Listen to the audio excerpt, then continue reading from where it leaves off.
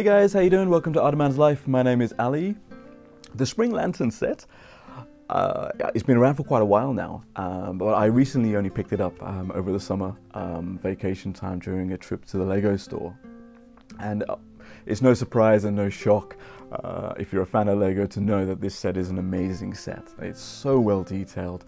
You know, the printed tiles with the koi fish, the bamboo trees, the bull, the whole thing, the backgrounds is just so great to be able to do your own scenes and stories, and fits in really well in a city, especially because it's like built on the modular style as well.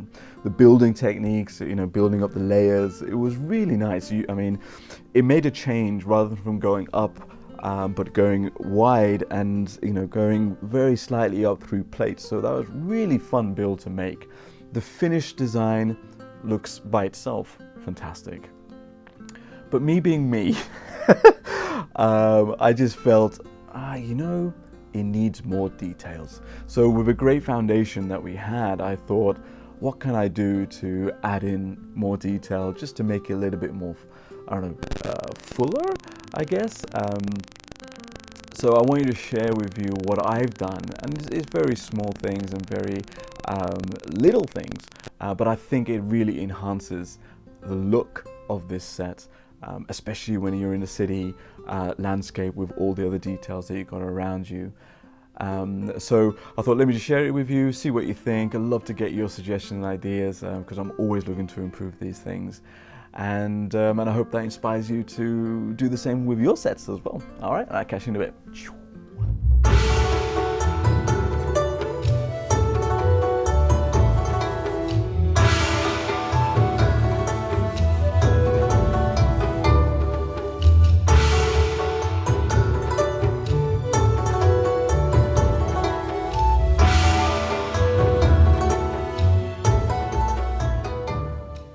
So my first kind of strategy or approach to adding more detail on this was try and cover up as many open studs as possible. The first area I did that was on the path, on the main path that kind of cuts through the whole garden set. All you had before was those kind of gringot pieces, or I don't know what you call them, but kind of these little, I call them the money gold pieces because they're just in a different shade, right? So I added in studs just to keep a place that you can place minifigures on them, and I filled the rest in with 2 or 1 or 3 stud wide tile pieces, and I think it gives a nice texture and smoother look to the park, to the garden. And then the biggest area then was all the green open stud areas, which was the grassy areas. So my aim there was the way I covered them up was trying to use as many flower pieces as possible to cover them up in this section. So this was probably the largest section to do. So I kind of mixed it up with different colors. And you'll notice the colors I got, it was from my pick-a-brick pickup at the Lego store. This is the perfect place to use up these parts as well. And in any other place where there was some green areas, I tried to put in as many stems, other leafy parts I found in my collection, and just stuck them everywhere I could, just to give that garden feel to it as well. The lilies in the water, I put some flower pieces in there just to add another pop of color to it as well. I can't get enough of these printed koi fish parts. I think they're so cool, and I do love these. It'll be great to get a lighting kit for that and have those lit up. I think that'd be really nice. The bull, I actually do like the bull, and the reason for I do like it, I don't mind it, is here where I'm from, which is near a city called Birmingham. We have a shopping mall, and it's called the Bullring Centre. So it's a different color, so I might change the color of it just to match that famous bull that we've got in our shopping mall. So it makes it quite localized for us.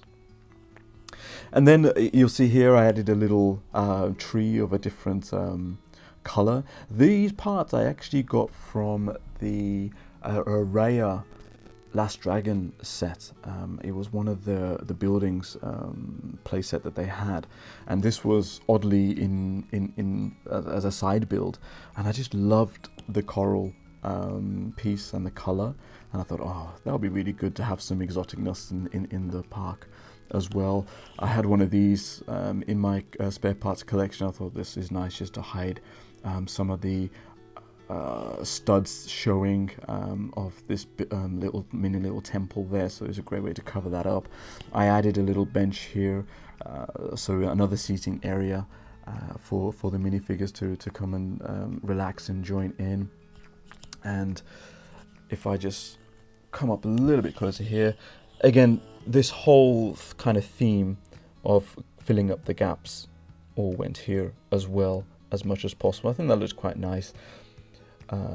It hides that open stud area quite well and gives a nice border for the minifigures to walk across. And like I said, here there's another little area here. Fill it up, why not? It really was finicky, you know, to try and get everything into the little studs. Things did fall over quite a bit, but you know, it's very much detailed work. On this side here, I had some of these palm tree leaves, I think I like to call them, so it just gives another little texture to it, hey. And inside the temple, I changed the centerpiece. I moved the centerpiece here. It was a bit boring, it was just like a white table, right? So, and I went to that Raya set, and they had this kind of, it was supposed to be like the main kind of water feature in the set, in the centerpiece. I thought it was really cool. I loved the pearl head piece in there, so I just swapped it out, and it just gives it a different, I don't know, a different color, a different pop, a different thing to make it a little bit stand out a little bit more. The only area I probably is not done is this bit here. I'm not too bothered because I know something's going to come against here, so it's going to be hidden anyway. Moving along on the side, I left everything else the same on here, and I just added some more petal leaves on the little blossoming tree that's kind of oozing out from here as well. And that's pretty much it, guys. I mean, you can see it was a very small effort, he says, after spending quite a while putting all these things together, but it's very small amounts that we need just to cover things up. I'm not too happy of this area here. I may change this up a little bit. I had to do with what's in my spare parts collection, but I can always touch it up later. These kind of brown areas here, I'm tempted to change a little bit and probably add some more texture in there. But I think, again, that little bit of effort of adding a few more things in there really enhanced this whole set so much more than the original output that the set has. Whether I will change the structure of this set remains to be seen, because I do like the way it is. I want to enjoy it as it is, but I really think this could be a nice basis of changing a garden set to a different culture, maybe every so often, you know, because this is going to be placed in the neighborhood of culture, and it gives such a great foundation to change it up, to celebrate gardens of different cultures. I saw some great instructions on Rebrickable of using the parts from this set to change it to a Japanese style garden style, which looks really interesting, so I might do that as well. So I think there's so much possibilities here to work on this set. Let me know what you think. Hope that gives some ideas of how you can enhance your set if you are looking to do that. Till next time, take care of yourself, stay healthy, stay blessed. Peace and love.